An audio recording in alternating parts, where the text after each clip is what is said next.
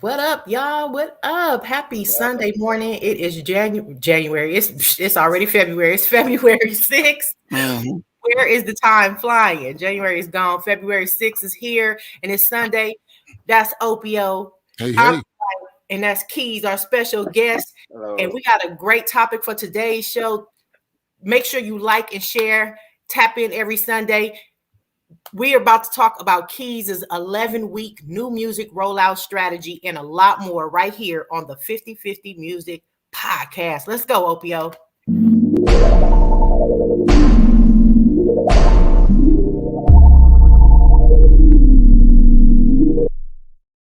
We're live. It's going time. I don't feel like I got enough light, Opio.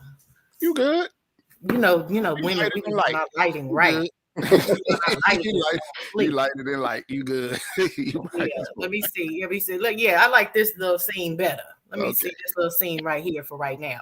All right, y'all. Let me turn my phone down. We don't want nobody disturbances on the podcast this beautiful Sunday morning. So I'm live from Los Angeles. Keys, where you at? Miami, Florida. Beautiful Miami, Florida. Yes. Nice. I love it down there, man. I Yeah. almost thought about moving down there at one time. It took me about 3 months to contemplate that.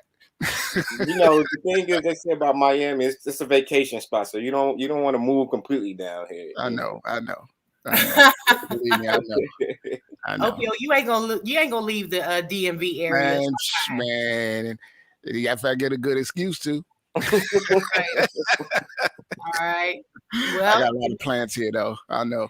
I got a lot of Yeah. plants here, so a lot of and roots. a lot of businesses, plus the Proto Beat Studio. You just Yeah. opened up the studio. Yeah. That's going okay. You know what I mean? I'm gonna have some news on that and a little later down the line. So Okay. Yeah. So I make sure I leave a little area, a little room in the show for you to talk about Yeah, the yeah. Proto Beat Studio. And Yeah, then, I mean that's down. No, we're gonna do that another show. As far as that news, yeah, Oh. yeah.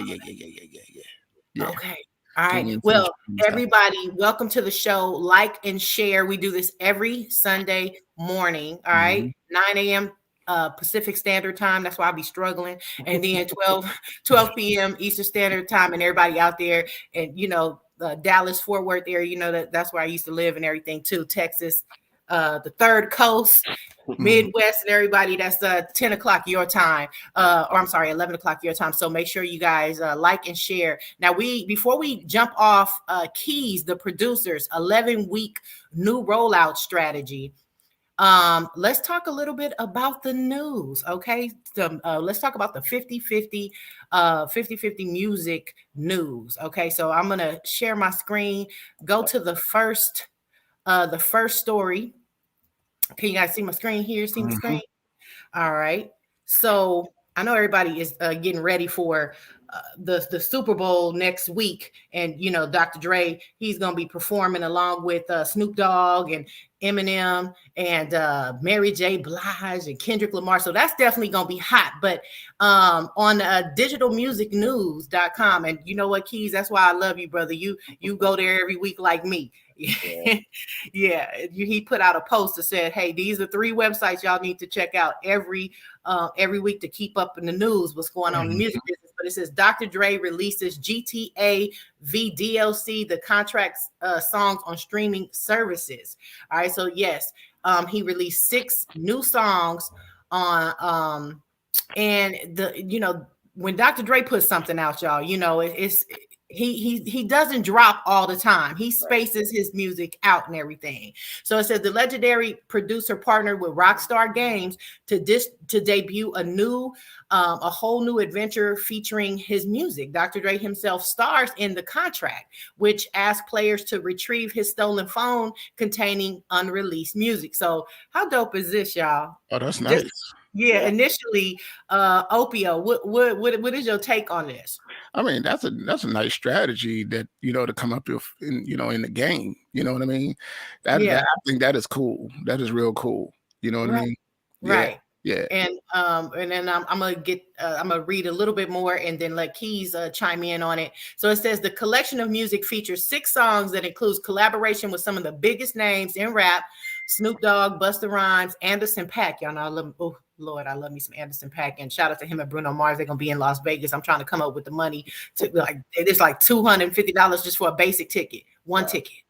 Yeah, but they have a him and Anderson .Paak and Bruno Mars. Side note, I'm sorry, they just launched a residency. I think I may even talk about it, but anyways, love Anderson .Paak. So in this, it's gonna which and then it says feature on ETA, which features a sample of Edwards' Generation 1976 song "You're the One for Me." So that I'm sure that's just gonna be super dope. He got samples in it, and it says Dr. Dre continues his long-standing creative partnership with Eminem on gospel while Anderson .Paak and Rick Ross join in the scenic route. So, and then Nipsey Hussle and Ty Dolla $ign also feature on the Diamond Mine. So I didn't even know he had a song with Nipsey Hussle that was unreleased. So this is dope, y'all. Then it says finally Dr. Dre holds up the end of the release in Black Privilege, name dropping Jay-Z, Kanye, Eazy-E, Ice Cube, Diddy, Kobe Bryant, Juice WRLD, and Floyd Mayweather. So he's got a lot going on here. And of course,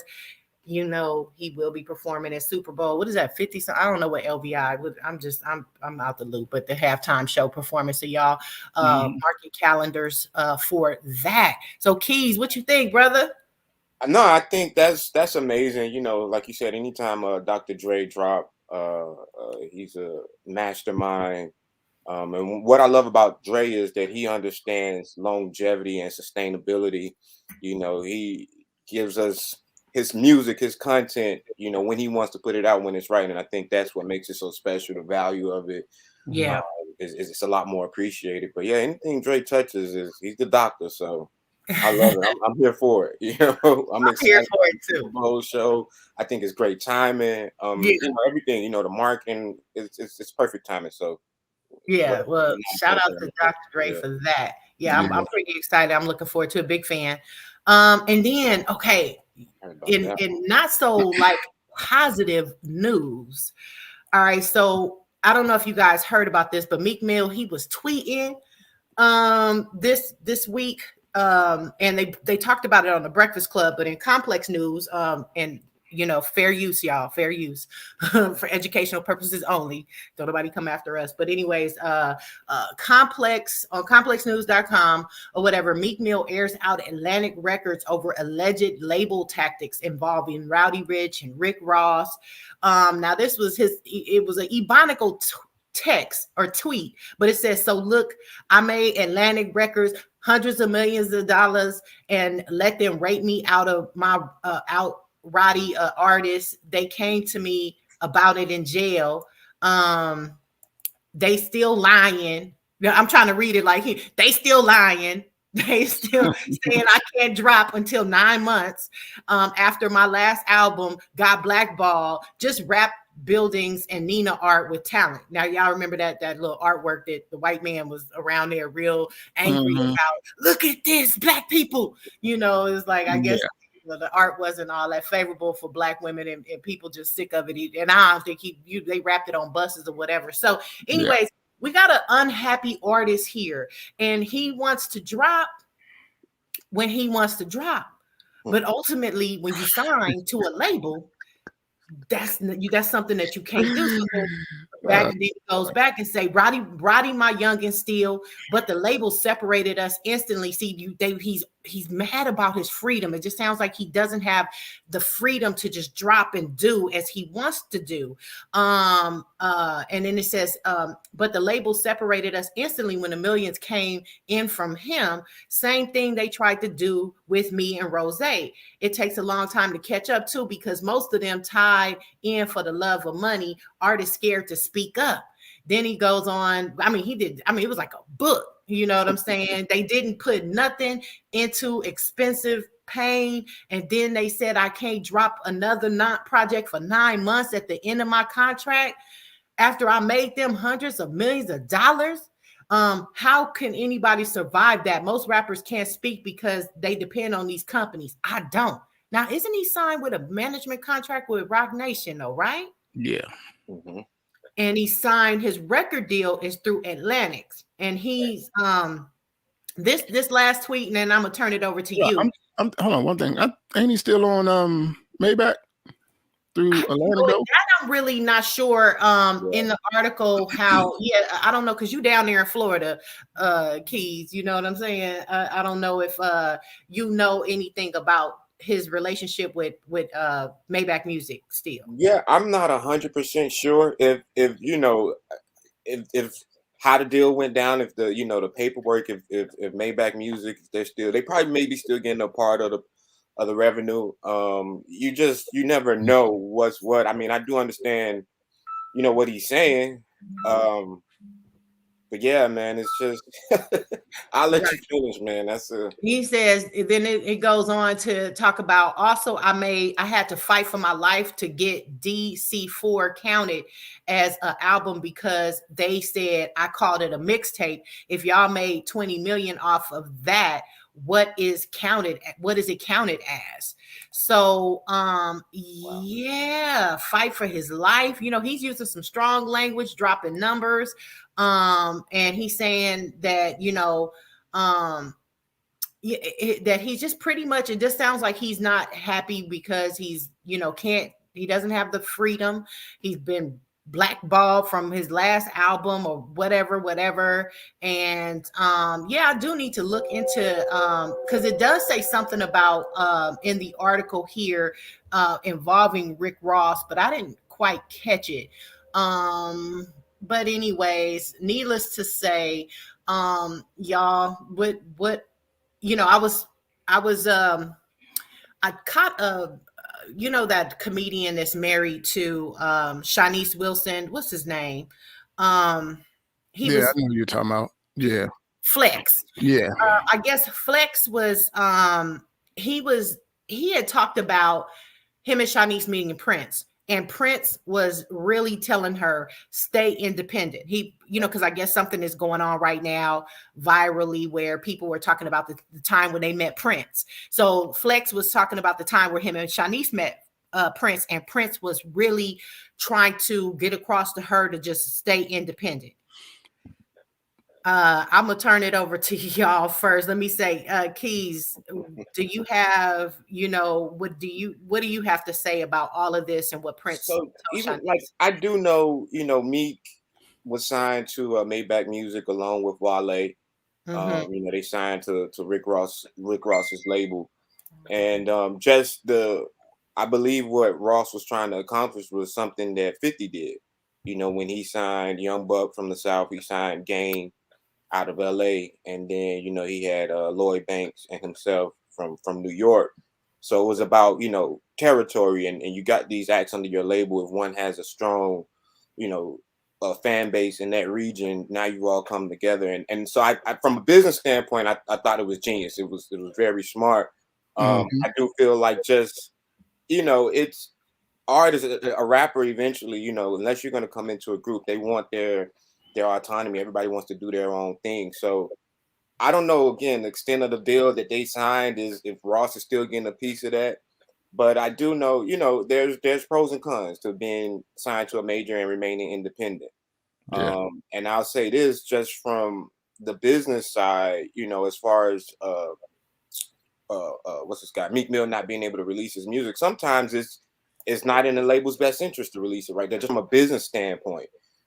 So there's a lot of different dynamics that comes into place, but I think if he has an opportunity to release his music, he can do it on his own, and stay independent or do it. Go ahead, Speaking of what you were saying about Prince, he left so many gems for us. I was talking to somebody the other day about it, that how even though he's no longer with us, it's up to us to keep that seed that he planted and the to push it forward, push that whole movement forward, and help these artists. That's one of the reasons why I even got in this space with my company IBA, was just to show artists, hey, you can do this.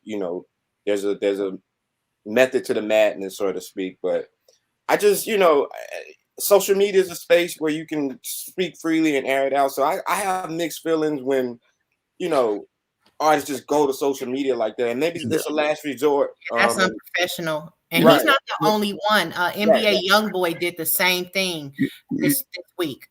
They both have spoken out against Atlantic Records. Right. Yeah. The negative way. You know, the thing to me, it is kind of like unprofessional. But then one thing that I always see or always have a notion is there's a more underlining to that story. You know what I mean? There's more substance to that story that we don't know about. Just because they spoke out really don't mean that it's their fault. You know what I mean? Right. Or the Atlantic Records is doing something, you know, because they may not know, you know, the label may be strategizing. Now we got Nathan Watley on, and he's a firm believer in independence and creating our own distribution platforms and not depending on labels for services and whatnot. So Nathan, shout out to you. Ann is rocking with us, and everybody that's on right now, like and share. But Opio, I don't mean to cut you off. Please continue. This is a good conversation. I mean, the thing is, remember, like I was telling you about the whole artist group that we had, you know what I mean? And they, you know what I'm saying? And we do things a certain way, and they didn't know that we do things a certain way. And that was some type of a miscommunication, you know what I mean, on parts of other people that was involved, you know what I mean? And, you know, we just doing our regular routine on how we do things, you know what I mean? You know, yeah. So you never know, and you know, and then they just speak out and just say things, man. That's how artists is. You know what I mean? You know, and plus you have to be educated on your contract. You can read your contract. You got to be educated. And that's one thing that we pride ourselves with 50/50, that I really don't want to deal with no artist that doesn't read their contract or doesn't know how to do what needs to be done. You know what I mean? That makes everything a lot smoother. The transition, as far as making all of our ideas and our problems much smoother. It will smooth everything out. You know what I mean? So I don't want to deal with people that just can't read and can't. No, and I think there's got to be a way to handle it in you know, professionally. You know, that's just like you should not air out your family business like that. You shouldn't air out. That's just common sense. So it's not a good look. I know he can be frustrated and everything, but he should have took that up with the people that are managing his project at the label directly, not put it out there, because now it's offended. Now the label is offended. You got us looking bad. Then now it may have given fuel for other artists like not Roddy Ricch, or he could be the next one to join the bandwagon. But young, what's his name? NBA Youngboy or whatever, he's coming out. So now it could snowball and get out of control. We are a business, you know. I'm speaking for Atlantic Records. And for the most part, I've always seen them spend top dollar on radio promotions. Y'all know, you know, Cardi B music will be everywhere. So, and then, you know, I have worked with, we'll call it a record promoter or indie in the music business, and they get busy. I mean, when it comes to, they don't really, I didn't see them, they don't really hold back when it comes to spending marketing budget, is what I'm saying. You got to respect that, you know, we're investing in your project. And he's saying, but I've been making the millions of dollars. So this just sound ugly, y'all. So is it that he never got paid, or? No, he's not saying that. He just said that, you know, I can't drop when I want to drop, you know, they controlling the territory, you know, they didn't. You know, I mean that's because, you know, Atlanta Records got probably about 50 or 60 people on the team that everybody needs to be in sync with each other when stuff drops. So you just can't be like, I want to drop what I want to drop, and then there's other artists, there's other priorities, and then another post that I saw, you know, you post before Keys is patience. That was one of his tips for artists. You know what I'm saying? To have patience. So so let's talk about let's segment. Go ahead and you know, what was that? How am I getting better? Let me see, 32 minutes. Okay, and I was late. All right, we wrapping up the news right now. So and then we got to get you on the show, Nathan. Seriously, shout out to Maria Hammond too. I probably don't know what this. What are your thoughts on what happened with T. Woo? You know who T. Woo? Who know who T. Woo is? I'm sorry. I don't know what that is. TTDOTT. Okay, we're gonna have to talk about T. Wu on the next I'm show. I'm gonna look looking up that up. a rapper from Brooklyn was shot. Oh, Oh, yeah, after he signed Oh, his deal. Wow. oh yeah, that was what's the guy that got shot in California? What's his name? Pop Smoke. That was one of yeah. Pop's. Oh, yeah. I did know about the pop song. They were connected, right? Yeah, Wow. yeah, Yeah, yeah, my thoughts on that, is just that it's unfortunate that we're killing each other, and I know a lot of people blaming it on drill music and people dissing the dead and their music, but I think you have to be careful what you speak about in your Right. music, your Right. content, yeah, because the universe is listening. Yeah. yeah, Yeah. yeah. Words are powerful. And what I'm seeing, and we've seen this over and over again from Tupac to Biggie when he Right. put his Right. album was I'm Ready to Die. Right. You know what I'm Right. saying? So Right. you Right. have to be careful what you put out there. And these young boys need to understand that these are just the principles of the world. This is what God Right. founded this, or the foundation is karma, and what you speak, reaping what you sow. Yeah. So Yeah, and you know what? And then, rap and music, it's entertainment. And now they're starting to turn it into something else totally different, which Right. is wasn't war for music. us. Yeah, man, it's just War. crazy. You know what I mean? And Yeah, we all God's children, man. We got to come Yeah. together. It's so much bigger. We have a bigger enemy right now. That's what people don't really understand. Is we Right. have there is so many other things that we need to be worried about right now in this world. We shouldn't be having to worry about each other. hmm So we're gonna Yeah. save that for another show. But we're gonna jump it off right now for I'm really interested in talking to Keys. Now, Opio didn't know who you were. Hell, I really never had a chance to speak to you as well. So you guys, Right. I just see this man dropping gems on social media. You can follow him at Keys the Producer. And we have it coming up on our ticker right here. Keys the Producer. He's a producer, obviously. Yeah. Yeah, a little bit about myself. I started out. Well, I'm a musician first. Okay. I Sound like practically. Opio. Uh-huh. Yeah. I came out the womb playing piano, and I got into music production at a very young age, at the age of probably about 12. And I was fortunate. By the time I was 15, I was signed to my first management deal by a guy by the name of Keith Mitchell. Keith Right. was a part of the group After Seven, that was signed to LaFace Records. In fact, their biggest record was Ready or Not. But Keith is the one who introduced me and gave me an opportunity as a producer. So I was just young in the industry, trying to figure my way out. And then I learned very quickly, probably about 6, 7 years in it, that it wasn't about the talent, the success I was looking for, that I needed to really understand the business side of things. And what happened was I had a mentor at the time that told me I couldn't do both. He was like, you can't be on the business side, you can't be on the creative side, pick one. And I do think differently now, but I think what he was saying is you need to master one. And I did. I took the time to master production, and I had a Chris Brown placement I did in 2010, a record called Medusa. It came out on Chris Brown's mixtape. It was like a year after the whole Rihanna situation happened. But so I got my wings and my introduction to the industry as far as in music production. Then I ended up going to Full Sail for music business. I was really fortunate. I had some great mentors, people like Fran Spiro, who was the head of Bad Boy Publishing. She passed away in 2015.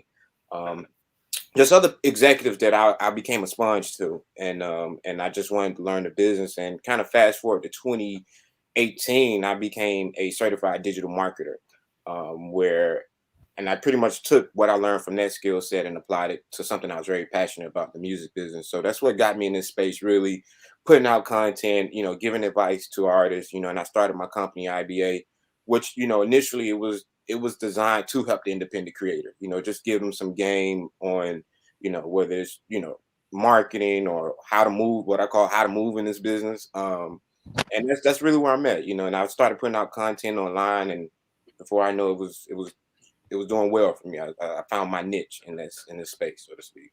Well, how do you want to give away a full access to your 11-week rollout strategy course? Because I thought that was cool when you reposted our flyer. You said that you're going to be because obviously you have this course, and did you have a way that someone could reach out to you or be Yeah. able to, you know, one of a lucky person is actually watching this, or they watching the replay, and they want to get in touch with you, because one lucky person is going to get full access to Keys's 11-week new music rollout strategy course. Yeah, really, you know, if they drop me a DM online, anywhere you want to contact me, let me know you were a part of the 50/50 music podcast, and I'll send a link out. Definitely. All right. And so they can reach you. Is that correct on the screen at Keys the producer? Yeah.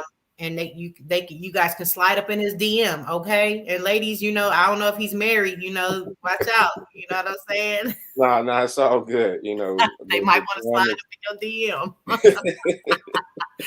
DM. But anyway, so let's talk about that now. So Opio, I don't know if you have any questions too, because maybe you don't know a little bit about Opio, but he's also a musician who started off. Opio, why don't you go ahead and tell him, and then give him a little bit of information about 50/50, because we have a rollout strategy too. We've had this talk before on our show, but we wanted to hear what your strategy as well. Yeah, but you know, I started out playing keys as well. Nice. You know what I mean? When I was around, I think it was around like 15.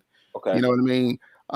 Then my first rap album that I heard ever was Dougie Fresh and Slick Rick. That was my first. I was like, what is this? What is this music? You know, and then, you know, coming from the DMV, you know what I'm saying, the DC area, then, you know, we was always into go-go and everything like that. So I kind of started from the live band aspect, starting around 15 playing with live bands. You know what I mean? And been doing that ever since, all the way up into, you know, to my 30s and everything like that. But like with 50/50, you know, we're under UMG in-grooves. We do distribution, publishing, admin, playlist placements. We do marketing, the whole 9 yards. And UMG in-groove, they do that for us. You know what I mean? I mean, we do also our part. You know what I mean, as far as promoting and marketing and everything. Then they also put the gasoline on the fire. You know what I mean?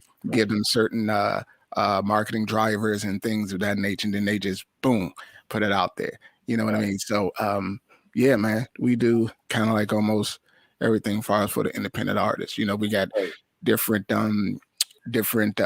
contracts, you know, for different artists. We got non-exclusive and exclusive. You know what I mean? And then we also have our other distribution platform that's called Proto Beats Distribution, which that's like a tier 2 distribution arm. You know what I mean? Because the thing is, either you have to be invited to 50/50 Music Group in order to be on. But if you don't have that criteria, then we can send you down to, you know, I ain't gonna say send you down, but we can send you to Proto Beats Distribution, where we can also monitor and see how you do. Right. You know what I mean? And once you hit a certain criteria or you hit a certain number, then we will invite you up where you'll get more services and everything like that.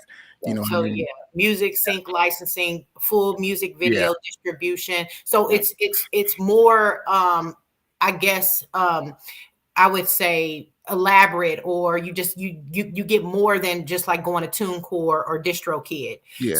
So let's talk about that too, because you know, major distribution is kind of where you start, you know, or distribution through a tier 2 service provider, you know.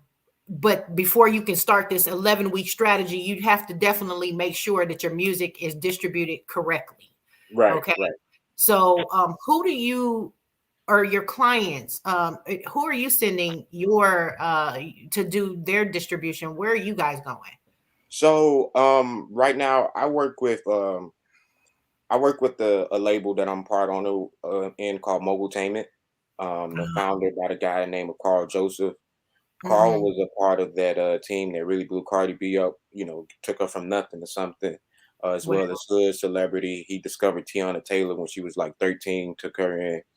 And so, you know, I partner with Carl. We have a couple of artists in-house that we're working with, one being Jaleel Knight, who's actually out of the DMV area, Baltimore, I think he's this generation Stevie Wonder, Ray Charles. He's 100% blind. He's mixing and mastering, recording himself, making the beats. He's literally doing everything Oh, his himself. senses must be off the chain. Yeah, Them yeah. them senses, man. Go ahead. Yeah, Yeah. he's really and even just meeting him personally, respecting his craft, him wanting to master the craft. I really admired that. But so we have a distribution, white label distribution through video. Mhm. As well as I have another company I'm working with that has the same thing, white label distribution through video. So most of the clients I work with, if they don't have something already pre-set up, I'll let them go through one of our channels or through video. But like you have these different platforms now. You got video, you got TuneCore, you have Masters, all so of them, DistroKid. Yeah, in fact, I had the pleasure of meeting Philip from DistroKid last year. We used to host rooms in Clubhouse, and he ended up coming in our room and just started giving away a bunch of stuff. But yeah, you got all these different distribution platforms now. But if someone comes directly to me, I usually send them through one of our channels through video. Okay, well, we're gonna send you our deck too. We're gonna send Okay. you our deck so you can look and see what we have to offer. Send some of that love over here, and everybody knows that, like if you are an artist and if you're not quite happy, you want to take your career to the next level, you want that major, you want to get involved, get your music placed on with Music Sync, you want video game opportunities and more, we have that here at our label. Movies, Yeah. You distribute movies advertising. and books also. Oh, nice. Yeah. And then music video, getting that Vivo channel and utilizing over 600 retail providers and platforms that UMG delivers music and videos to is quite impeccable. So we will definitely get you our flip book and please do, check definitely. it out. You know what I'm saying? But let's get into it now. With 50/50 UMG, we have a service that basically gives people like a step-by-step. I'm gonna let Opio talk about that. Then I definitely want to hear about your 11-week strategy and whatever you're willing to give us for free, because I know it is a course. You know what I'm saying? So Opio, tell them about, like, we kind of have a do-it-yourself step-by-step plan. Yeah, we have a do-it-yourself, like she said, do-it-yourself step-by-step, but we give you the platform in order to do it. You know what I mean? It's just like a step-by-step, you know what I mean? But basically you go in, you know what I mean, and you click complete. You know what I mean? We give you the steps and you hit complete, you know what I mean? And it gives you certain points to work up towards, like your groundwork, your promotion, and everything like that.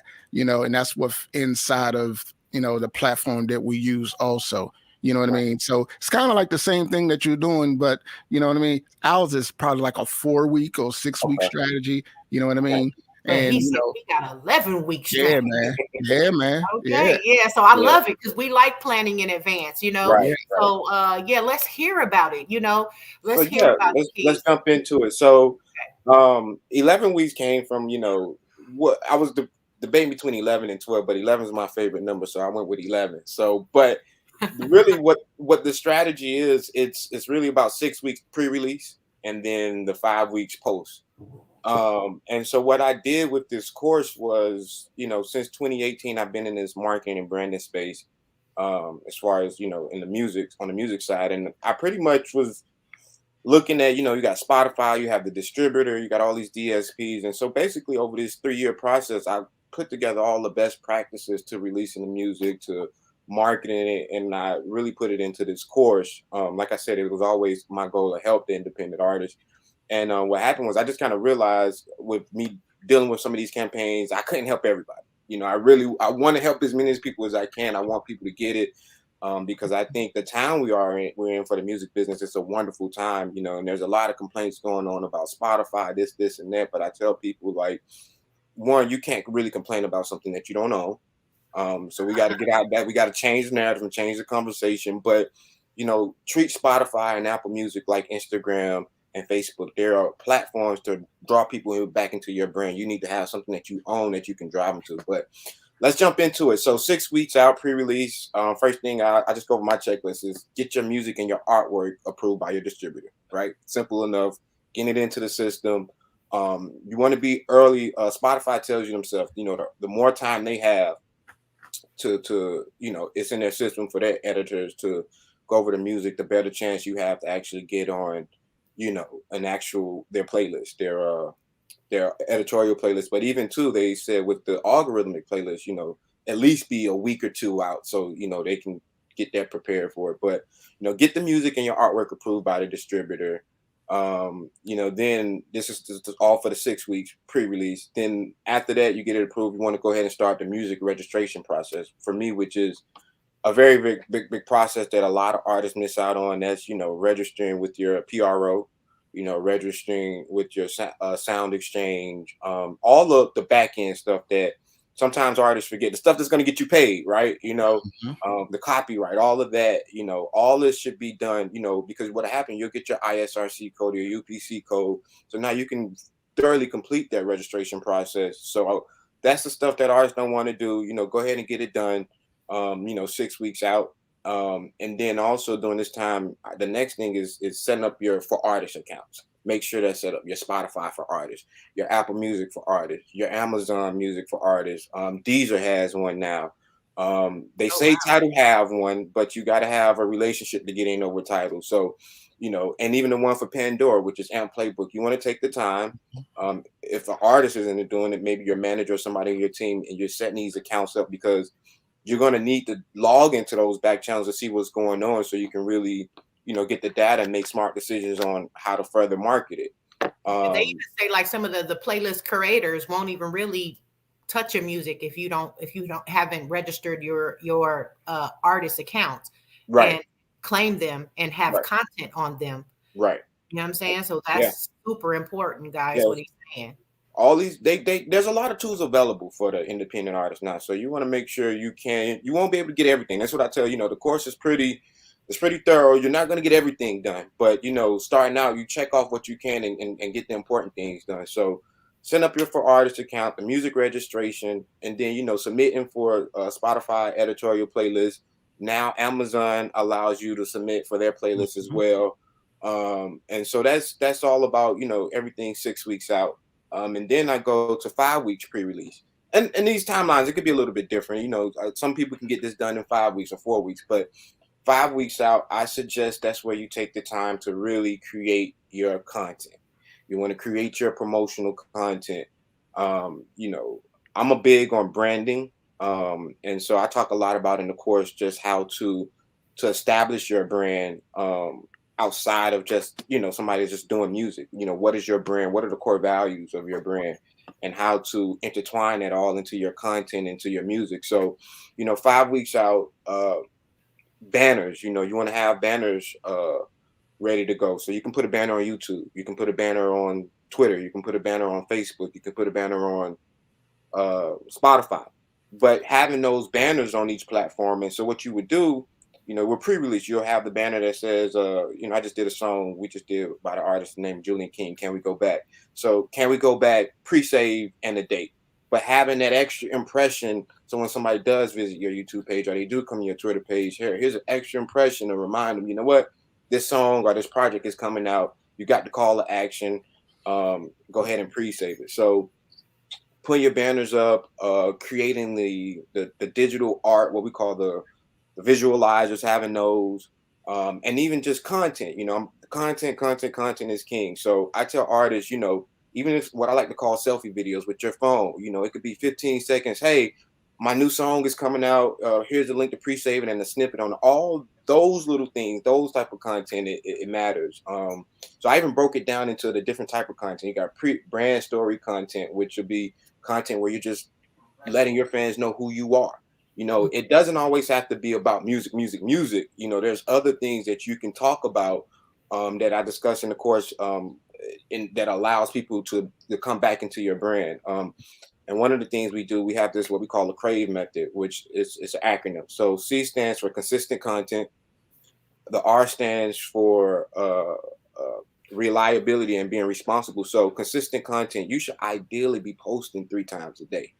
Now, an artist may say, I don't post 1 time a day. Cool. I'm not saying that's what you got to do, but get to a consistency. If you're not posting, 3 times a day, get to posting once a day and build up to it. So, consistent content, being responsible and reliable in doing it, and 2, being relevant with your content. They got different challenges, different topics you can talk on. The A stands. Talk about the generated content, user generated content, but User don't generated content. We'll talk about it. Go ahead. Yeah, I'm gonna get there too. So then you got the A that stands for action and ask questions, right? So you want to be asking your fans questions. Hey, how's it going today? What's the weather like? And then that builds the rapport. So when I do ask you, hey, can you go to my YouTube page and subscribe? Now I built this rapport, so it doesn't seem like I'm just asking you for something, but I'm getting the conversation going with asking questions. And then there's the V for value, provide value.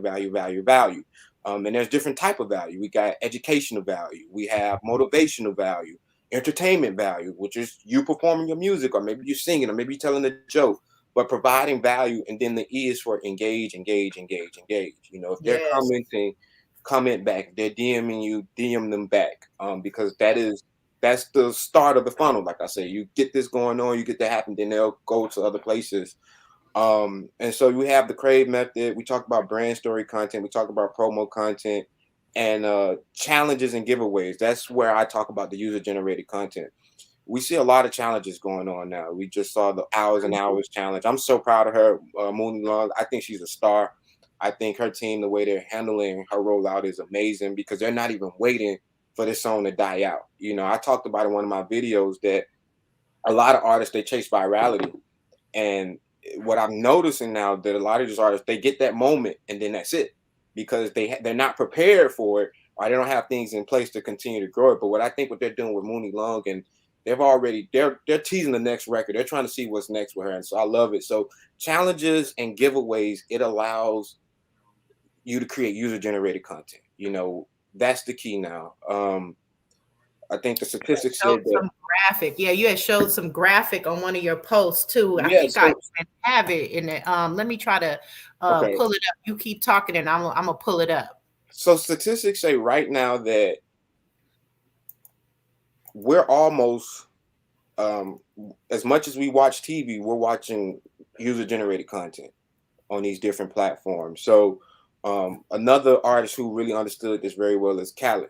So the challenges and giveaways, whatever it is, it allows you to bring audience back and create content around your content. So anything you can do where you can have somebody, to create their own content based around your content, i.e. your song, that gives the user generated content, and that's what that is. So challenges and giveaways is a great way to get user generated content, get people posting user generated content, and even if it's a dance challenge, all these different things are like I said, just kind of get people reposting, and that's the name of the game right now. It's really user generated content, which is what you see a lot on TikTok. Yeah, it says I guess you're this piece of content, I had to screenshot it. I was like, man, this is real deep. Watching video content on subscription-based streaming apps, 20%, and that's more than watching traditional content, right. Which is at 18%. Watching the traditional TV content, and then listening to streaming music from popular artists, 15%. So social media is definitely has taken over what people are actually engaged in watching and listening to, and so that was pretty dope. Where'd you get the weekly content? Actually, so I saw it Wendy Day. We follow each other on yes, I featured her before. Yeah, I love Wendy. Yeah, and she posted it, and when she posted the actual chart, I was like, wow, I got to do something around this and talk about it. So that's why I actually got that actual that chart and the statistics from. Yeah, it's like almost double. I mean, as far as watching user created video content, 16%, and watching user created gaming content, 9%. So it's definitely. I will stop sharing my screen now, but that is definitely. Yeah, that's nice right there. Pay attention to y'all. Yeah, that's some valuable information right there. Yeah. Right. You know what I mean? That changes the whole thing of how your strategy. Once you know those numbers, changes your whole strategy. You know what I mean? And I'd have to agree because I do tend to, scroll through Instagram and be checking out user generated content or people on social media more than television. I barely watch kind of TV nowadays, and I may watch more, YouTube than television. You know what I'm saying? Right. So, and I, don't listen to the radio at all, but I do stream my music. But I would have to say I do Instagram, or I don't really do TikTok that much, but I just have to say I'm probably do more social media content than any other medium as far as I'm an Amazon music streaming type of a person. But I definitely do more social media than streaming Amazon music. Right. So I have to agree with these statistics and what you're saying wholeheartedly, Keys. So please continue. Yeah. So, they say content is king, and then I heard somebody else say engagement is queen, right? So content is the name of the game. Even one of the things I talked about too in this content strategy. So I have what I call brand story content. Which is, content that really allows your audience to know who you are, and what your brand represents. So I believe, if we did a formula, 30% of your content should be brand story content. Then I think if you're talking about for release, then another 40% should be promotional content, back to the banners, and asking people and letting them know, hey, this is coming out or it's out. And then the other 30% should be just randomness. We need random stuff. That's what makes us unique as humans. We don't want to get so predictable. And so just having random, maybe it's something funny, maybe it's something that just speaks to your personality, and you can let your fans and audience experience that part of you. So going into 4 weeks pre-release, this is the time where I suggest, especially for independent artists, and I tell artists all the time, the bigger your fan base is, the more time you're going to want with this. You may want to do this. So an artist that signed, like a Meek Mill, his team, they're going to want to do what we call in this 4 weeks part, maybe 2 months out, because they just need more leeway, and there's more bigger outlets, media outlets they have to go to. But 4 weeks out, pre-release, set up your radio interviews, reach out to any outlets like you guys, reach out to these different podcasts, send them an email, let them know, hey, I'm releasing it. Hopefully you have some type of EPK or some type of one-sheeter to let people know about the song. But reach out to the different radio interviews, media outlets, podcasts, to try to set up an interview for the week of your release. Right. That way you're giving, a publicist or anybody that specializes in getting you these media outlets time to get it booked into their schedule. Yeah. Also, you want to submit songs to what I call the Submit Hub. I've heard some mixed stories with Submit Hub, but I don't care for it at all. You don't care for it? I don't care for it. But it's just, right now it just seems like the way because I used to do PR, the way we used to do it 10 years ago has totally changed. Right. I could have. Hold on. What is Submit Hub? Because I don't know anything about. We never dealt with. I never had to deal with Submit Hub, so I don't. Right, and like I said, I really, these are practices that I put together over the last 3 years. So Submit Hub, it's a platform that allow artists to submit, their music and to get to different blog sites. They also have different YouTube reviewers on there. They even have now I'm thinking, I ran across. It was like you could submit for an exclusive write-up. And my thing charge for that? Huh? Do they charge for that? I think there is.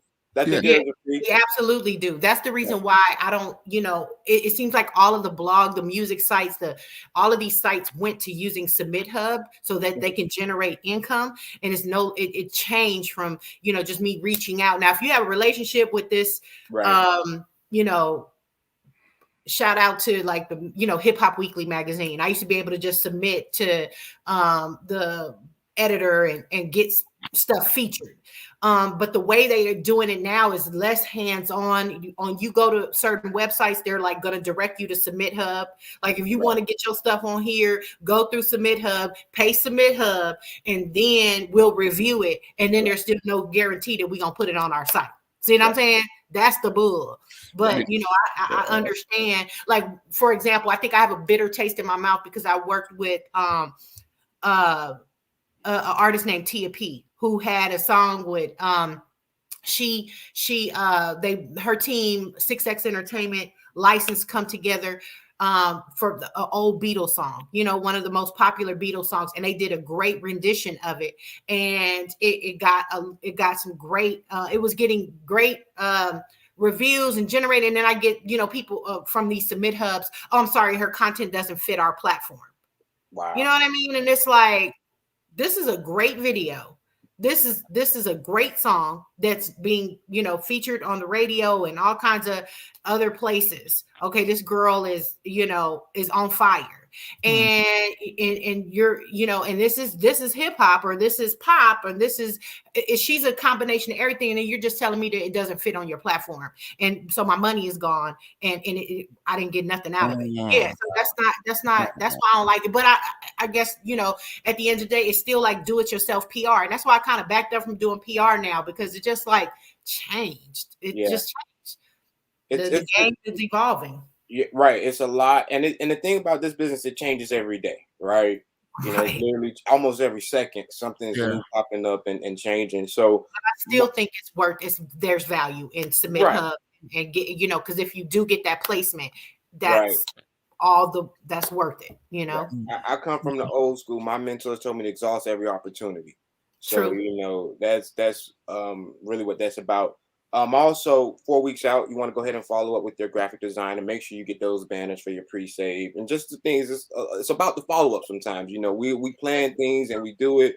And sometimes I know as artists, we forget to follow up. As creators, we forget to follow up. So just following up with your graphic design and make sure you have all those things from your visualizers, your banners ready to go.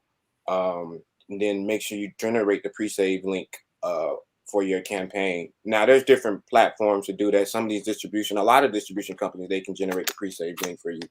One of the reasons why, just so I'll speak on that, we do the pre-save is because it's a good way to, what I like to call, warm up the algorithm. Yeah, you know, building up the momentum too. They see, you know, okay, well, we got a X amount of pre-saves. You got 200 pre-saves. You know, people must like this, and the algorithm picked that up as well. That's something that Spotify editors are looking at too, just to see what the engagement is. So it's a must. You definitely need to do the pre-save. And then we go to 3 weeks pre-release. This is where, like I tell people all the time, 3 to 2 weeks, they can be interchangeable. But I think you should go ahead and announce it somewhere between 3 to 2 weeks out. Announce the release. Actually make that announcement to your fans.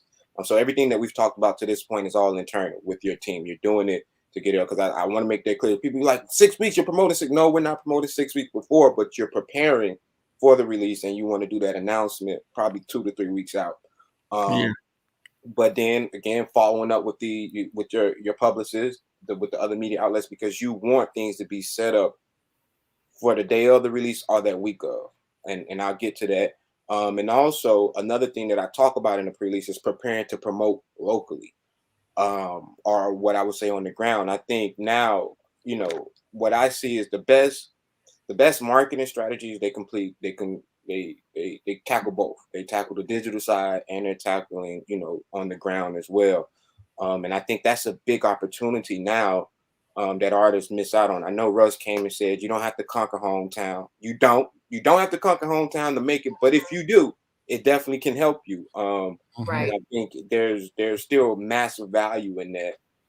Everything from you know, networking with your DJs, having print collateral, whether it's a poster or a sticker. If you have a bigger budget, getting the billboards up locally, going to the clubs and the venues, and just promoting locally. And then even to the schools, you know, if you have music, you can get into these schools and talk to the activities director about getting into the pep rallies and different things, because you want the youth behind it. And if you can get a youth fan base, they'll grow with you as you grow as an artist. So definitely promoting locally. I think that's a big thing that an artist should have a part of their rollout strategy. They need to plan for it. We need to be able to have boots on the ground. 2 weeks out, like I said, you know, you want to make sure you're putting all your content, your pre-save banners up in the right places. You continue to promote the pre-save campaign. I think this is a great time to shoot your video or get it done. I don't think for an independent artist, I don't think they should release their video the same day as they drop the song. You don't. I think that's different from OPO. Yeah.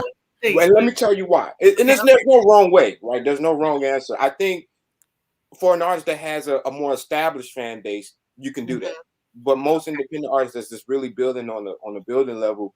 The reason I say that too is because I think from a marketing standpoint, you want to be intentional with where you're driving your traffic. So we know Spotify, Apple Music, all these DSPs are important. So what I believe that, dropping your video maybe 2 weeks after the release, it gives you time to what we call run those numbers up on those platforms. And so you're not taking the attention away. You're not so much diluting the traffic, but they're going to their preferred DSP. So that's my take on it. And then, 1 week out, you can launch what I like to call a countdown on social media, a 5-day, 7-day countdown. That helps build anticipation. I love that. Get people excited about it.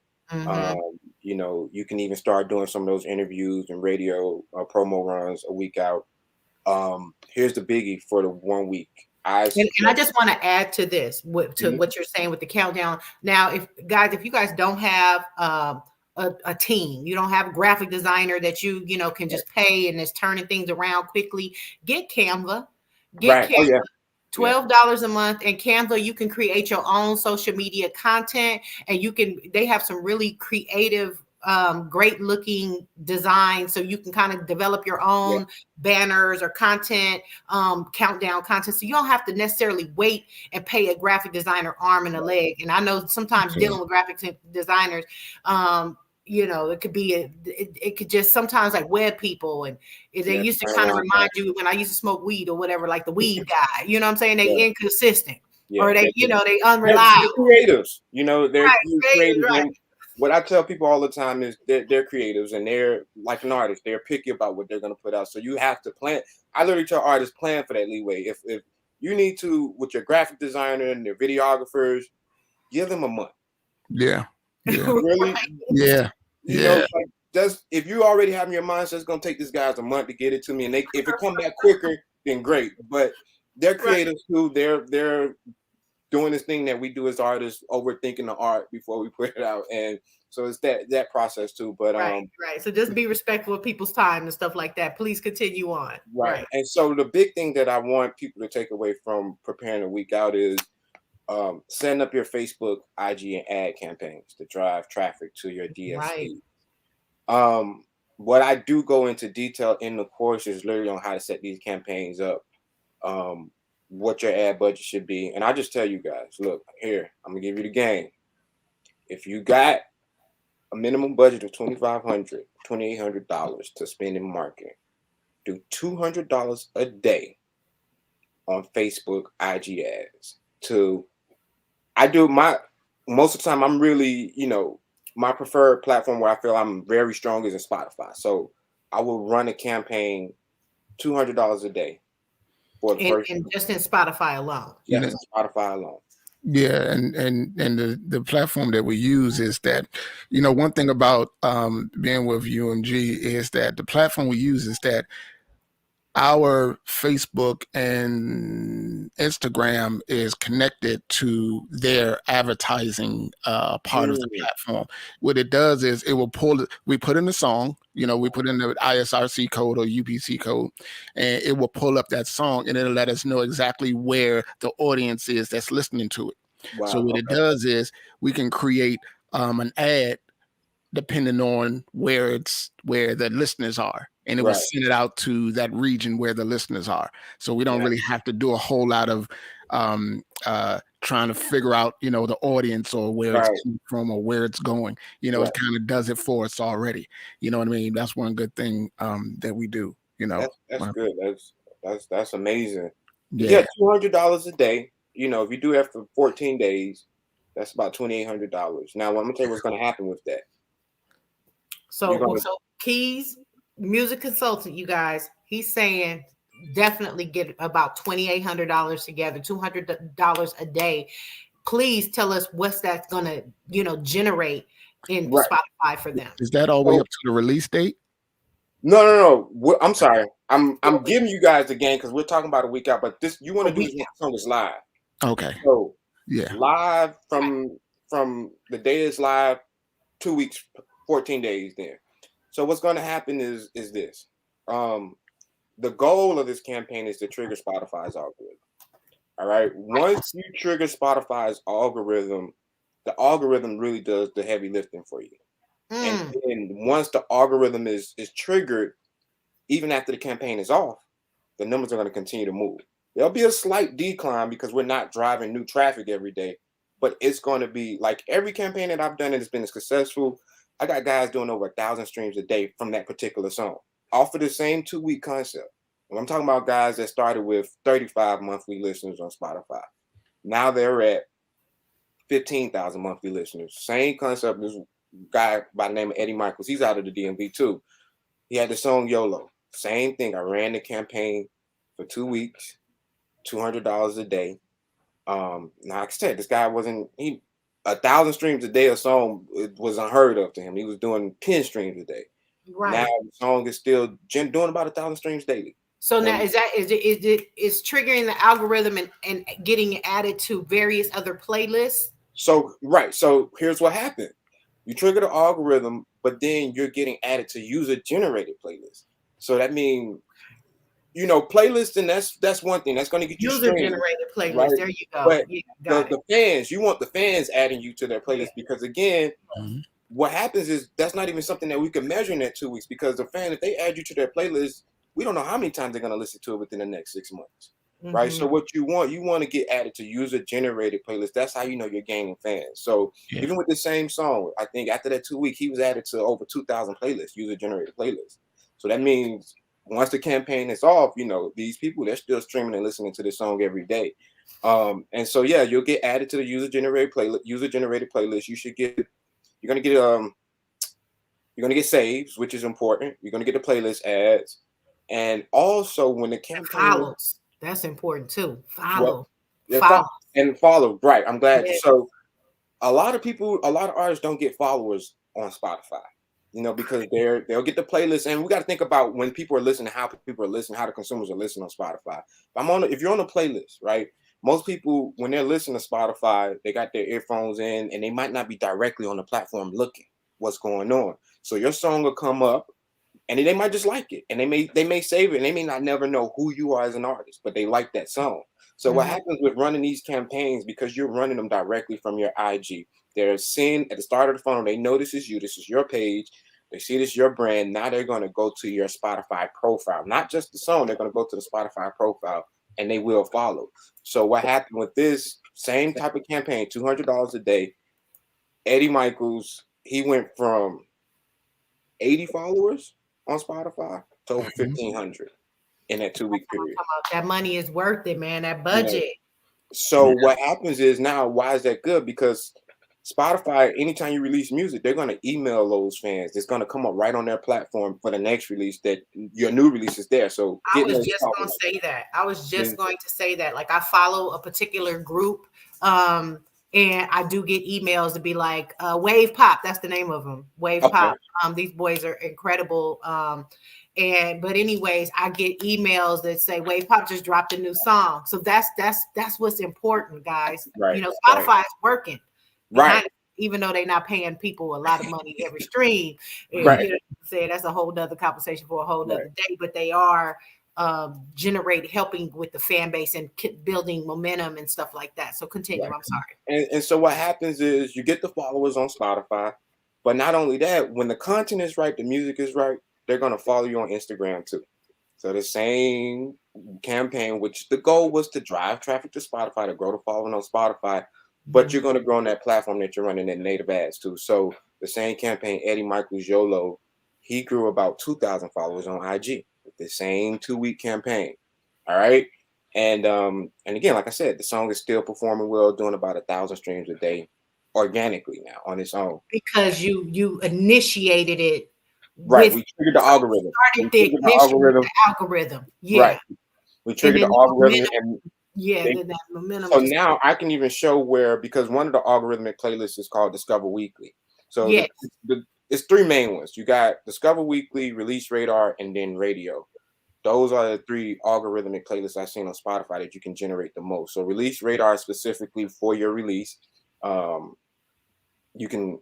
usually up to 2 to 3 weeks out, you can ride Release Radar. But then a big boost will be Discover Weekly, and that could kick in.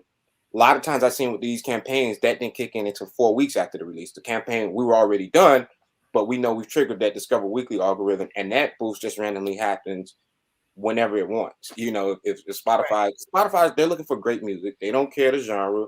They don't care where the listeners are. They want to know, are people listening to this? Are they skipping it? Are they saving it? Are they adding to their playlist? And so once you trigger the algorithm, you've kind of triggered it in your favor, and you can back up off of it. And then I suggest you do the same thing for Apple. If you can afford to do something similar for Apple, cool. But the reason why I say Spotify, $200 a day. If you can, you might not can, but Spotify. I understand Spotify very well. I understand how that platform was designed, and Spotify wasn't supposed to be about playlists. When the founders created Spotify, it was supposed to be, you can go to this platform, search for the music you like, and based on what you like, we'll put more music in front of you. What happened was Spotify got into the playlist business because they were trying to compete with Apple Music. So the platform was designed for fans or music consumers to find the music that they like. So if you can do that for Apple, it's cool too. But again, when you do this with Spotify, you're going to grow your followers, which we don't know how many followers you have on Apple Music. You can grow your followers on Spotify, and you're going to grow on IG as well. And so that's a big part. And here, I'm going to give you guys another gem. You take my rollout strategy, and you use a website called tonedin.io. That is like my strategy, and Toned In is all you need. Toned In, it's going to let you it's going to allow you, it's going to show you exactly how to set these campaigns up.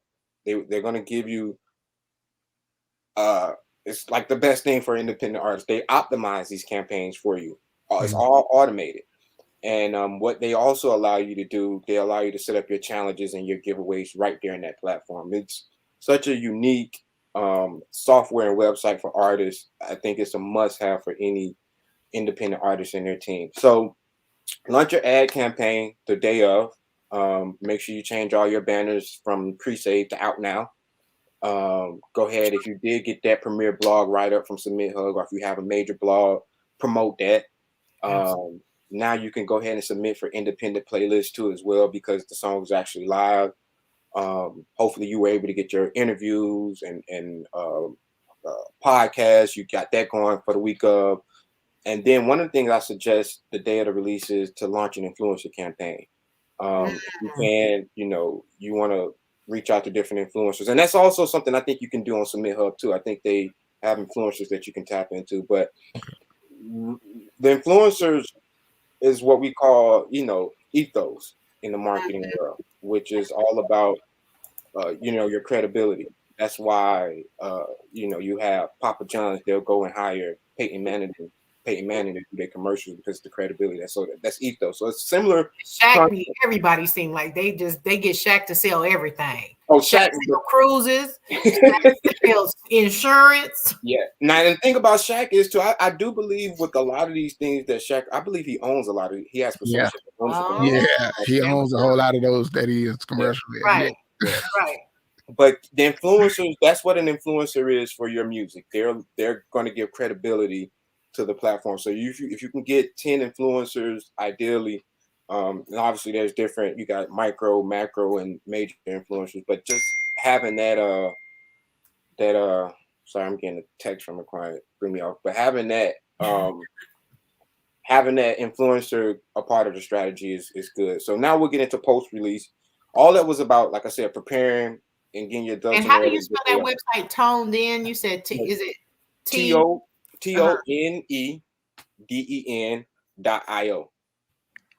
Okay, .io. Well, yeah. They literally have what they call Spotify growth playbooks, Instagram growth playbooks, and again, like I said, that $200 a day, you set it up in there, you're gonna be good to go. Now, we did have one question real quick, and shout out to everybody that's out there rocking with us right now, watching.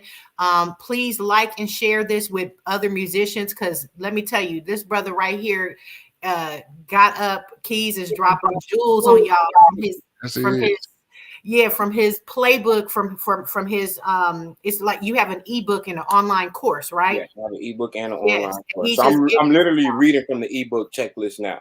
Right. Yes. That's amazing. So I'm definitely gonna have to get this, because it just sounds like just a treasure. And then he said, somebody said, did he say $200 a day? Yes, y'all. Look at it. It's advertising. And so you definitely have to have look at Marco Zambito, my boy Marco Polo. Great man, this guy right here, you guys, we gonna connect today, brother. Such a great producer and writer. I mean, he is amazing. But yeah, this is great info, Keys. I think you've given me more than what we even thought that this was going to be. So we appreciate it. Somebody said definitely getting the book. So we're gonna give that. Just stick around a little bit, guys. We're gonna show you guys how to connect with him. But somebody said, is this the same as digital media marketing? I don't know what the question is about that, but I don't know. I don't know. Basically, Keys, do you know what they talk about? So yeah, this is digital media marketing. Okay, is that what they asked? I don't know if that was a platform or another playbook or e-course or something. Yeah, it's just digital marketing, but we're specifically talking about music marketing. So this is digital, and even earlier we were talking about how to promote locally. So some of this goes outside of just digital media marketing. This is marketing, I mean, and like I tell people all the time, marketing is a lot more about psychology. When you understand how to influence people's decisions and what goes into that, that's you can do anything. I definitely want you to talk about that too. So I'm gonna let you finish the 4 weeks, but I did have a question about your personality test. I was just thinking about that too. Right, psychology. And I kind of skipped over so the personality part that's discussed in the beginning of the course about branding. Just to touch on it really quick. So 16personalities.com is the website where you can take that test. But we know that these algorithms, Facebook, Instagram, Spotify even announced it too. It's funny because they announced it on my birthday that their platform algorithm, they're knowing what to put in front of these users based on this personality test based on that. So, and it was funny because I got with an artist and I told him, you need to do this. Why you need to do this? You don't need to know that from me. And I'm like, Facebook, they already know it. Like, I'm just trying to help you know it so you know how to position yourself in this space and you can understand how to have a better rapport and you really understand how these platforms are working. So yeah, that's 16personalities.com. That's a part of the branding. That is, it's funny, as I was getting into this marketing space, I was flying out to LA to work with an A&R for Epic on their personal brand. And God set me next to this lady that had been in the marketing industry for over 30, 40 years. I was trying to sleep on the plane. She kept waking me up, talking to me. I'm like, let me listen. And so she spoke to me about something called the brand's bullseye. All right, what that is, think of a bullseye, and that target is your brand core values. That's where your personality, the things you care about, what's important to you. Those are your core values.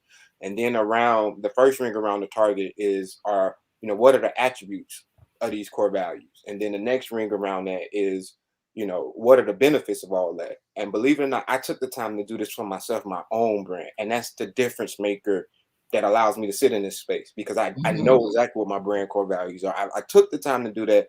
And that's what allows me to kind of set apart from all my other colleagues that are in this space. So that's all important.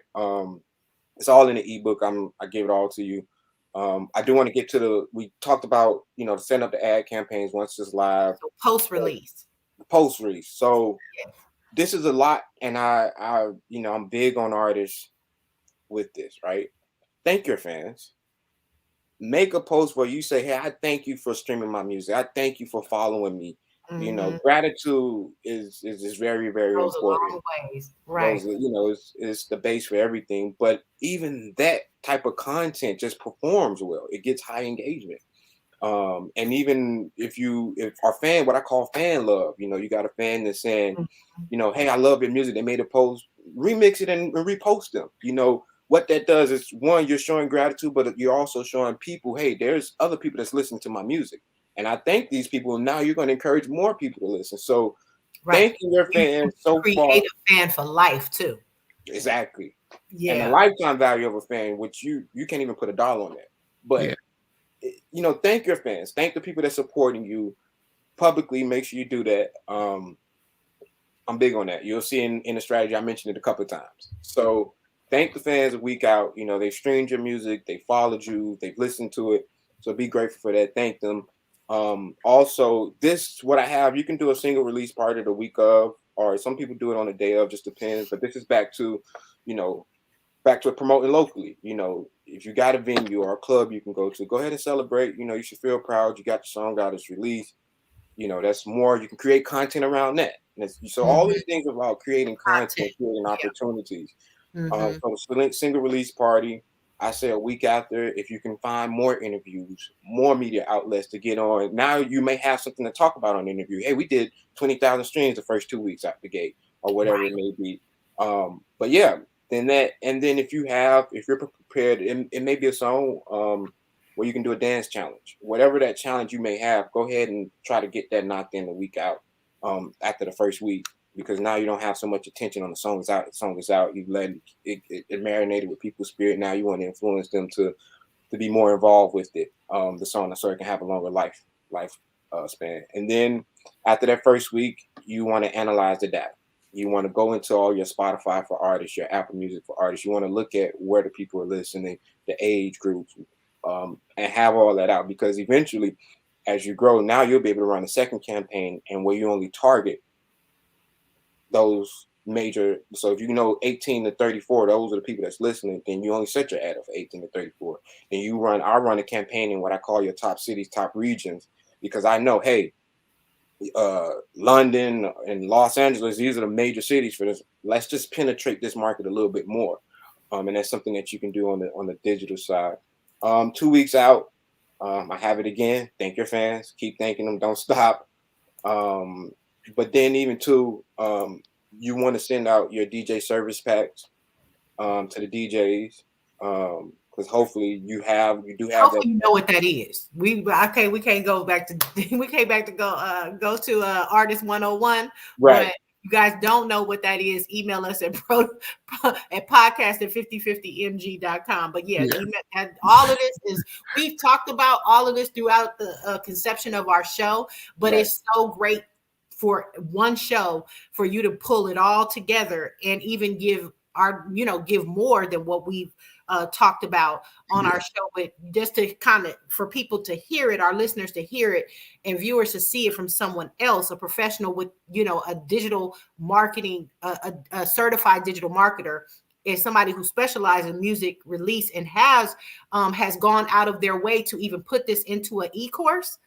That this is amazing. So please continue. I'm sorry. No, it's all good. So yeah, you send those service packs out. And the reason why I have it here at this point, 2 weeks out, because again, nobody wants to be involved with something if it ain't moving. Hopefully you put the money into these ads and you can show that the song has traction, and that's going to entice other people to want to be involved with it. It's about building momentum. Yeah. But the song has to be marketable first. It has to be marketable, right? Yeah. You know what I mean? Yeah. Yeah. So, and then this is where I suggest that you go ahead and release the video, right? Because again, for me, it's all about how do we extend the lifetime of this single, right? And so I would release the video about 2 weeks after the initial release. Now you have something new to talk about. Hey, we just released the video. We got 20, 30, 50,000 streams out the gate. Now the video's out. Go to YouTube and check that out. Now you can run a similar campaign if you can afford to do it on YouTube, on Google Ads. You don't even have to do $200 a day, because that's a native. YouTube has its own ad platform, so you can run it on there. But $50 a day on YouTube on your video would do great for you. But yeah, we were even, I think on one of our show, we talked about, how you catch those after a video or something goes off, coming up in that, like a suggested video. Yeah. Those ads are powerful. Yeah. No, look. Yeah. It's you. I say it like this: for an independent artist, what you can do with ads now, all that money that artists used to spend into radio, I think radio is the secondary thing that you have to do this Wow. first. Put this money into the ad campaigns first. Get yourself popping online. Then, if you have the budget, you talk about going into radio. But You're right, because that's like we always say that too. I've seen so many people, NFL players trying to run labels. They come directly to the radio guy. They come directly to the radio guy. They spend all this money for radio promotion, but you had no foundation built. And a house built on no foundation gonna fall. It's not worth anything, and so it's wasted money. So what he's saying. It's funny you say that, right, about the ball players and these people that have the different labels. I never forget my mentor friend. She told me one thing. She was like, I'm not gonna mention the ball players, but she was over at Bad Boy for her. She was like, these ball players, they have labels, they have artists. She was like, but why they got money? So people understand it's not just about money in this business. Yes, you need it, but it ain't just about money. She was like, they come to me. She's saying they come to somebody like myself who has the know-how, but they have a problem relinquishing control. So if you guys are going to start a label, build your team, get people around that are doing this, that's been successful at doing it. And when they tell you what to do, go ahead and take that advice and do it. You got to be able to relinquish control, even as an artist too. That's a big thing with artists. Sometimes you got to be able to pull back and let the people around you do what they're good at. Yeah. And trust those people. But that's a completely different topic for a different time. Right. We're talking about post-release activities. Post-release, right? So you release the video. Strategies. Being 3 weeks out, 3 weeks in, you want to analyze that data some more. Continue to look at the data. The data is going to tell you what to do from this point. And that's the biggest part of it. The rest of this stuff is kind of telling you what you do when you see the data, what decisions to make. But analyzing the data, knowing where your fans are, like you were talking about, that you guys have already, your platform, knowing who's listening, that's going to allow you to make, smarter decisions on what you need to do for the future and the next release. Now, I had something here called Spotify Naps, but that site is down. I hope they get it back up. But what it was, Spotify had a map where you literally could go to the map and you can go anywhere and you can see who the top artist was in that city, that location. Like I can go to Fort Lauderdale and they're going to tell me the top 10 artists on Spotify. Reason why I suggested this was because I feel a lot of independent artists, they chase these features. They want to get the big name feature. They want to get sometimes they don't have the budget. Sometimes they haven't negotiated the clearance, or they don't have no help from the person that they're getting a feature with. So for an independent artist, and again, I shouldn't be talking because the site's not up, but you would want to go to a site like this and kind of find those 10 artists in the regions where you're buzzing. So if I'm buzzing in Dallas, I would go to this site and then say, hey, let me look at the top 10 artists. Does it work for my brand? And reach out to them. I actually had an artist do this. And they told me it's like it worked. They reached out to the artist that they thought would be good with them. And it was like the artist wanted $3,000 for the feature. I'm like, great, that's not bad. Why didn't you do it? He's like, well, I didn't have the budget for it. But, these are different things you can do.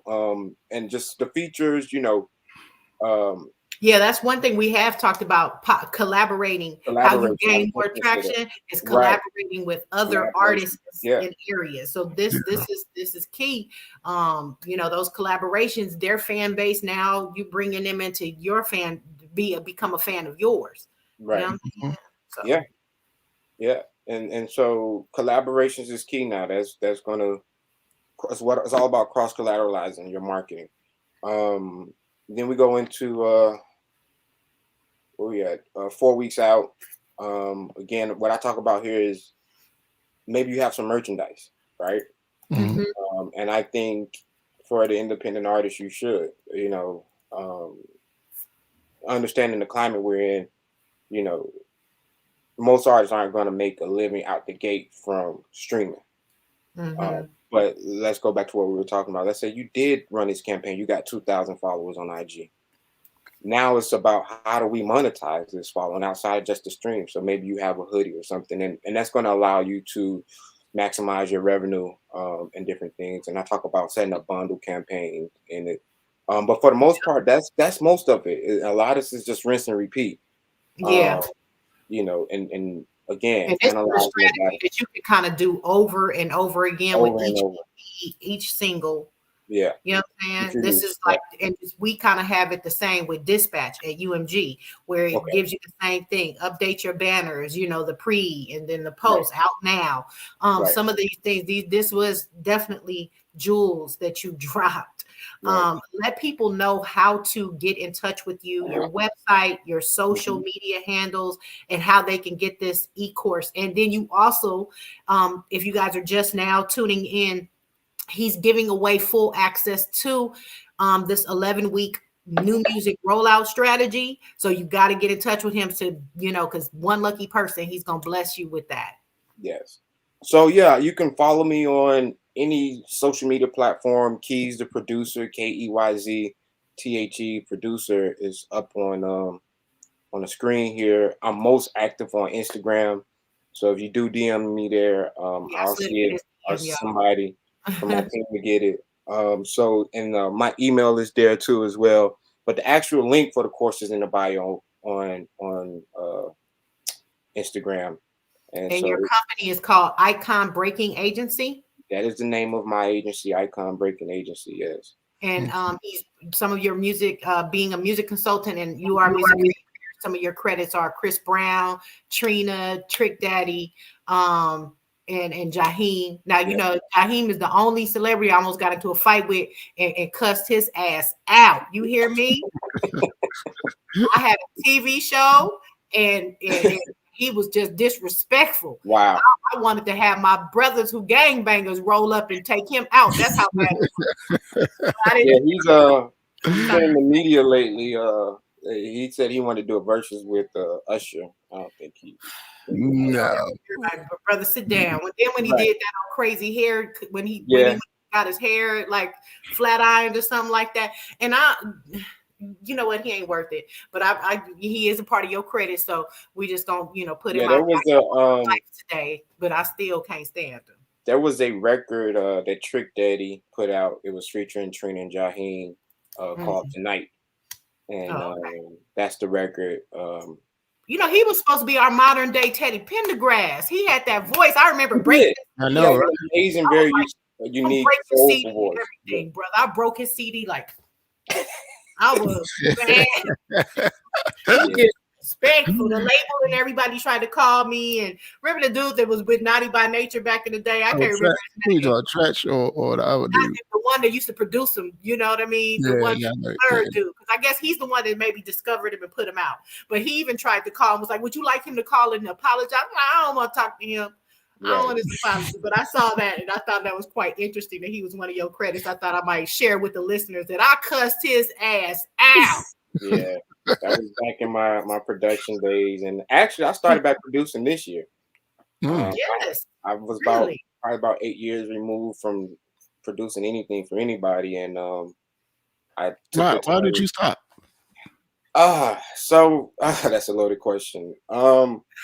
One, just kind of frustration with the industry. Love and hate relationship, that love and hate relationship. I ain't gonna do that. Hope you can relate. You know what I mean? Another thing was all my favorite artists that I actually wanted to work with were dying. You know, Whitney passing for me was big. You know, because she was somebody I was really looking up to the work with, and so when she passed, it just you know. And then frustration in life. But, you know, even when I walked away from the production, just because I am a musician, I still found myself, you know, involved with the music, whether it was teaching. You know, I was assistant band director of a high school marching band. Whether it's playing at church, I still play in church, you know. And so I was still around it. Church today, babe? Sorry. I did. No, I wasn't. Yeah, I went in church. I did communion and everything, got my praise on. Okay. All right, well, I appreciate it. Yeah, some way I still found myself in it, and then I got into concert promotions for a while, and I was just like, I can't get away from this. You know, I need to, and God showed me purpose in it. That was really the big thing. Yeah. Outside of wanting to accomplish, you know, these accomplishments, get these awards, He had to show me purpose behind it all. And once I got there, I found myself just sitting in the consulting space, and this was bringing in the funds, and then it's like, oh no. And I think we all started off, all three of us, as musicians or producers something, and then you end up being in a space to help artists and be Right. music consultants, because that's what I consider myself as. Right. Opio is definitely a music consultant. He does so much IT stuff because he will tech out. You don't even know. Right. He's a Yeah, signal. man, it's terrible sometimes. out. I had to snap into this mode and be talking about, so Yeah, so he's totally technical. You know that I think this right here, we're a well-rounded team. And Keys, we'd love to have you back again when you have some new releases or some new jewels. If you ever want to be come in, drop in on the show. We just enjoyed this so much. No, thank you so much for having me. I always get excited. I haven't done many of these, so I always get excited. I've been excited about it all week. I really appreciate you guys, 50/50 Music Group, podcast.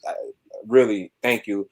And the good thing about the course, I'll be adding to the course. So, obviously the book is out, but I can always add to the course. There'll be version 2.0 probably by the time next year, because again, like I said, we want to hear about it. We want you to come back, and whatever you've added, whatever that 2.0 is, come back, because we need to make sure that we are on the top of our game as well, and delivering all the great information out there to people who are watching. That's the reason why we did this as well. We can't help everybody, but we put together this show and this platform to not only draw in traffic and artists and producers and people that want to sign with us and work with us at 50/50 Music Group, but also just even if you want to do it yourself, empower people, our people, just like you did today coming in. We know this is a e-course, and those are you could become a millionaire over e-courses and stuff like that. So I'm extremely proud of you that you've taken this and packaged it together in an e-course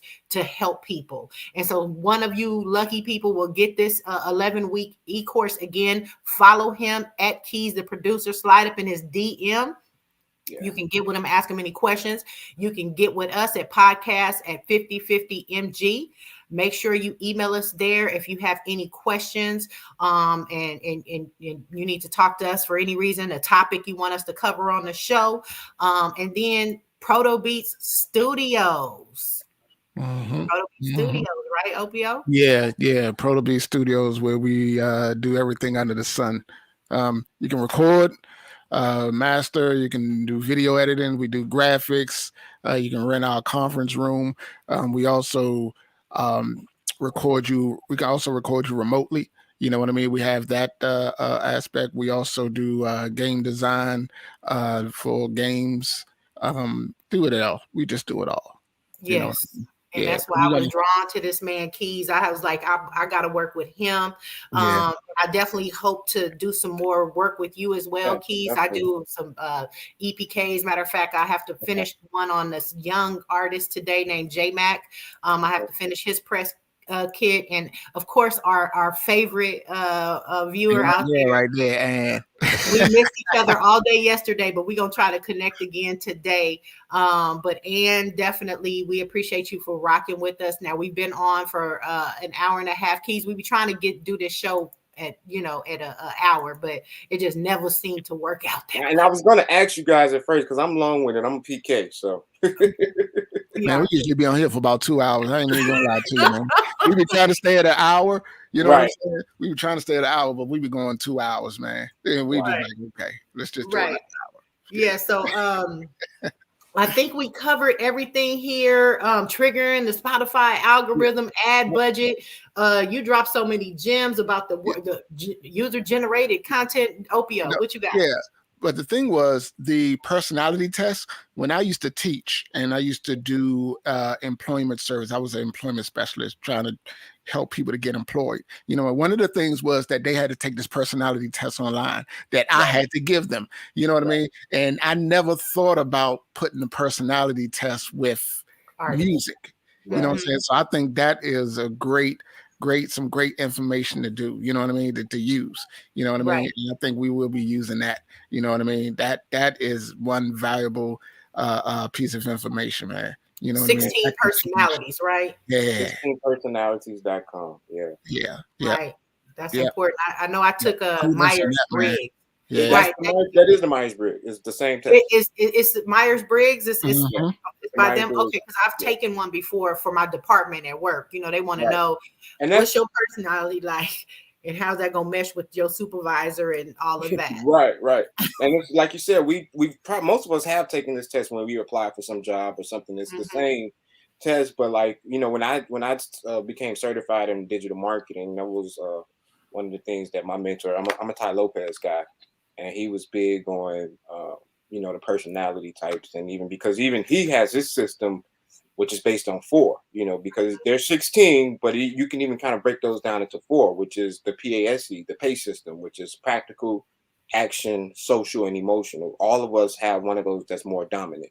And so again, practical, action, social, and emotional. I think with me, my dominant one would be practical. I'm a very I'm a logician. I'm a very logic-based person. So something that's practical for me. But no, the personality types, that's important. And to teach you how to work with each other, work with your team, your fans. It was a blessing. It's a huge blessing for sure. That was definitely, Jim. Hey, and you know, what's being a Sigma male over there, Opio? What's your personality? Oh man, I really don't take to social norms well. I like to stay to myself. I do a lot of thinking to myself. I regenerate better when I'm by myself. I really don't count on. I have friends, but I don't really count on friendships in order to fill me up. I can fill my own self up. You know, it's just that I'm my own peace, and then I can also be my own destroyer. So I keep a lot of things in perspective. You know what I mean? I keep everything realistic. I keep all of my, you know, sometimes we can get mistaken for being arrogant when it's really not, you know, it's just knowing that you know exactly what's going on in real time with you and with other people. You know what I'm saying? You can't tell you about you, but then some things you see that they don't see, you know, it's all about intuition and insight. You know what I mean? And that's why I'm saying the Sigma males is a little different from the alphas and the betas. You know what I mean? Which we are kind of like an alpha, but then we sit and we are reserved. But then we don't have to use other people to fill us up. Right. You know what I mean? Certain alphas have to have all the general of society to have them to fill them up, to make them feel a certain way. You know what I'm saying? To be that way. With Sigmas, we don't do that. We do all of that. Yeah, we have all of the alpha qualities, but don't have to have all of the stuff to fill us up to have us to be an alpha. And we just stay to ourselves. We do what we do. We plan everything out accordingly. You know what I mean? I mean, like years down the line. You know what I mean? We you know, we teach ourselves. You know what I mean? And we don't really rely on other people or other situations to dictate anything that we do. So that's why we love you, Opio. Yeah. That's why we love you. All right. So before we go, I'm gonna ask you both the same question. So, you know, we did talk about patience. I saw on one of your posts giving people advice, you know, giving artists advice. Patience was one of them. What other advice would you give to artists, bands, rappers, producers, anyone watching right now that would be helpful for their career? What's your last words that you want to end this show on? I'm going to ask you first, Keys, and then Opio. Yeah, I'm going to say, one, believe in yourself and don't stop. Don't quit. Amen. Just don't believe in yourself and don't quit. You'll get there. Right. Deep. Yep. Nice. All right, Opio. Okay. Well, I'm going through this little thing with this. I ain't gonna say little thing, but it's this thing with this artist, man, about names. Please, when you're an artist, and don't have your name so complicated, because that kind of like messes up with marketing. You know what I mean? Don't have, you know, double and triple vowels in your name. You know what I mean? People, you know, some people. Yeah, you know what I mean? You got 3, you know, 2 A's and 3 R's and, you know, and 4 E's and, you know what I mean? No, you know, some people just don't want to type all of that. And some people just are kind of like a short-minded. So they don't want to, you know, how many R's is it? How many E's? I'll look for you maybe once or twice, but I'm not, if you don't pop up, I'm done. Complicated. Yeah. So you're complicated. Yeah. You know, that's a marketing, you know, and just, please, have your name, your stage name simple. Have it spelled simple. Keep it simple. You know what I mean? Right. It's better for marketing and promotion. Believe me. You know, and Opio he'll have one of these for every show, Keys. He's gonna have one of I understand where it's coming from. Trust me, I know. Well, Yeah. mine is always work on your craft and make good music. Okay. All right. Mhm. And so that is our time. We thank you so much for rocking with us again, Keys. Appreciate Thank you, you brother. for We'll having me, definitely guys. Yeah, keep man. Yeah, gotta have you back on, man. Thank you, guys. Definitely got so much out of this. I hope you guys got edified as well. Remember, hit us up at podcast at 5050mg.com. Have a great rest of your day, and we'll catch you next Sunday right here, same time, same place. 50/50 Music Group. Follow us on YouTube, like and share, and follow Keys too. Hit him up at Keys the producer.